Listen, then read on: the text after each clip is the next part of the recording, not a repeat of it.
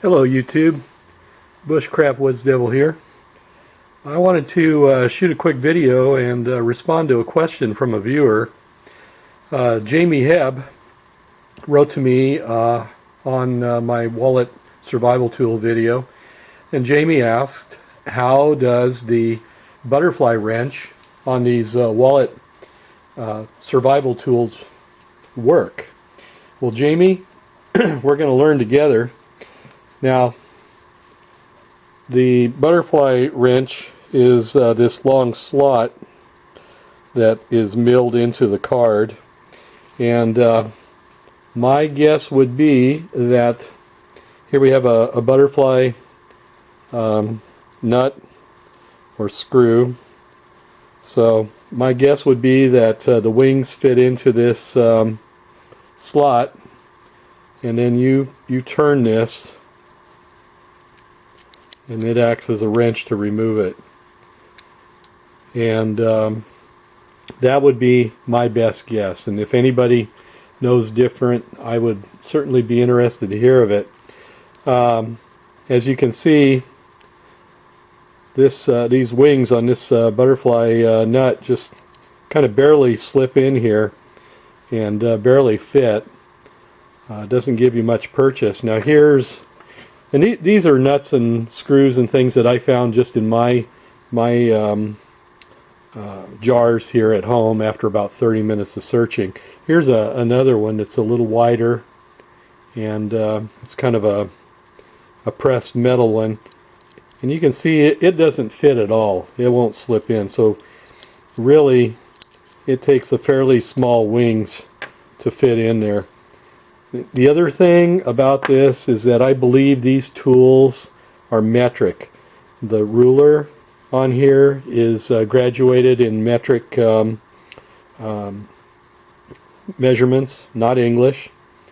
And I'll tell you, just hunting around in my little collection of nuts and things, it was hard to find any nuts that would fit into these 2 and 4 position wrench cutouts. In fact, this 2 position one right here, I couldn't find anything that small.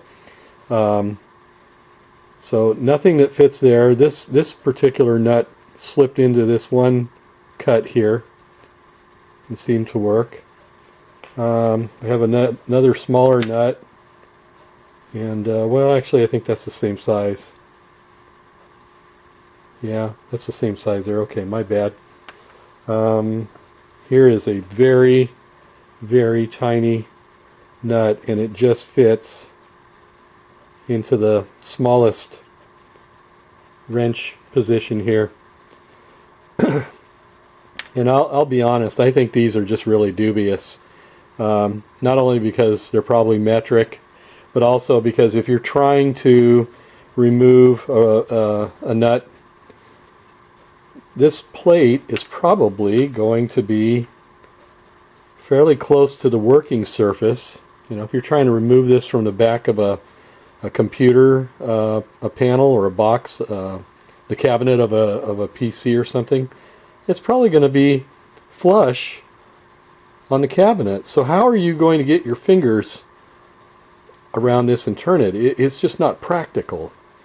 The other thing that's really scary about it is that you have a cutting edge and a point over here, and if you're trying to manipulate this tool, you're putting your hands in close proximity to this cutting edge.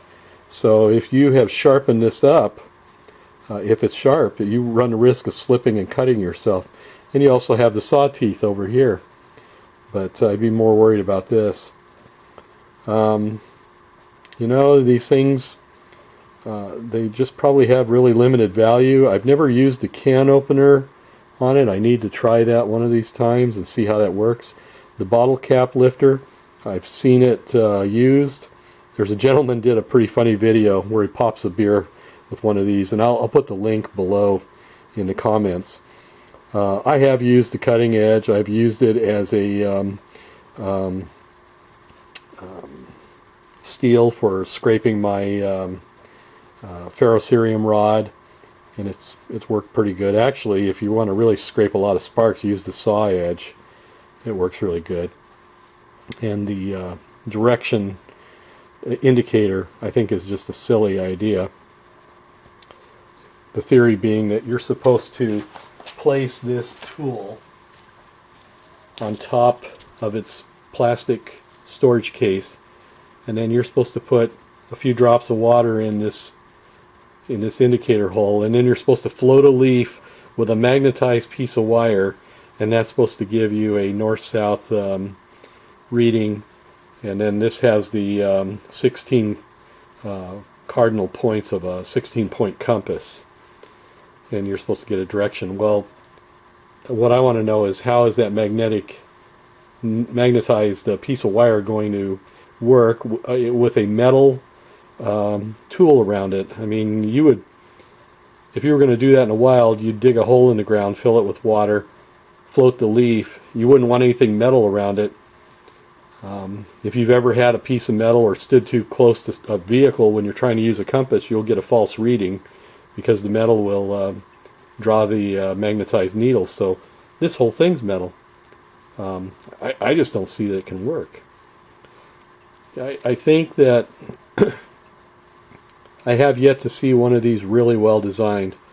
One that I did kind of like that I saw was a Michael Hawk design, which had a panel on the back that was highly polished, and it had a sighting hole, if I remember correctly, and you could actually sight it and use it as a signal mirror.